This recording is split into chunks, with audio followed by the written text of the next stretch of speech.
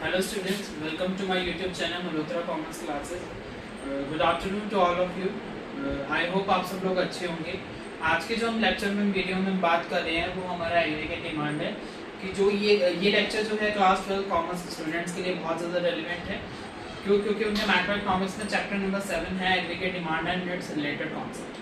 Right, तो आज की वीडियो में बात करेंगे कि एग्रीगेट डिमांड होता क्या है. देखिए, एग्रीगेट डिमांड का मतलब होता है कि आपका एग्रीगेट डिमांड रिप्रेजेंट करता है आपकी टोटल डिमांड.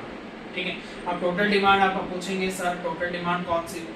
सर टोटल दो बच्चे आपकी टोटल डिमांड आपके फैमिली मेंबर्स की टोटल डिमांड नहीं, एक फैमिली में कितने मेंबर्स हैं उनकी डिमांड नहीं, दैट इज नॉट. तो आपके जो एग्रीगेट डिमांड होती है वो आपके जो एंटायर इकोनॉमी में जितने भी आपके फाइनल गुड्स एंड सर्विसेज हैं उनकी टोटल डिमांड को जो रिप्रेजेंट करता है वो आपका एग्रीगेट डिमांड होती है. आपको स्टूडेंट्स कंफ्यूज होते हैं कि एग्रीगेट डिमांड और मार्केट डिमांड्स में क्या फर्क होता है.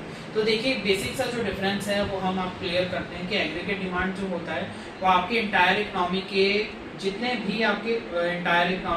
भी फाइनल गुड्स एंड सर्विसेज है उनकी टोटल डिमांड को जब आप देखना चाहोगे तो आप एग्रीगेट डिमांड को रिप्रेजेंट करोगे. तो दूसरा जो है, अगर आपके if you are talking about, अगर हम मार्केट डिमांड के ऊपर बात करते हैं तो मार्केट डिमांड भी आपकी टोटल डिमांड होती है, बट वो एक मार्केट की एक कमोडिटी को लेकर के जो हम चीज को टोटल डिमांड को रिप्रेजेंट करते हैं वो आपकी मार्केट डिमांड होती है. आई होप आपको इन दोनों के बीच में डिफरेंस क्लियर हो गया होगा. अब हम बात करते हैं, अब ये जो होता है ये डिपेंड करता है आपके एक्सपेंडिचर्स पे.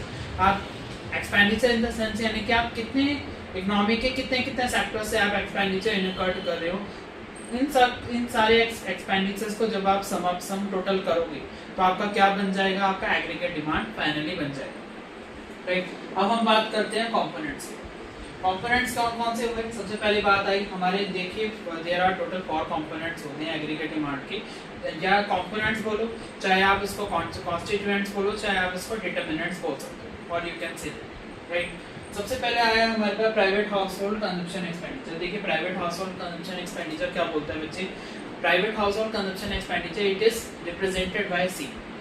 इसको किससे रिप्रेजेंट करते हैं, सी से रिप्रेजेंट करते हैं. सेकंड वन आता है हमारे पास इन्वेस्टमेंट एक्सपेंडिचर, इसको हम रिप्रेजेंट करते हैं आई के द्वारा. राइट, थर्ड आता है हमारे पास गवर्नमेंट एक्सपेंडिचर, इसको हम रिप्रेजेंट करते हैं जी के द्वारा. और फोर्थ वन आता है हमारे पास नेट एक्सपोर्ट, जिसको हम रिप्रेजेंट करते हैं एक्स माइनस एम के द्वारा.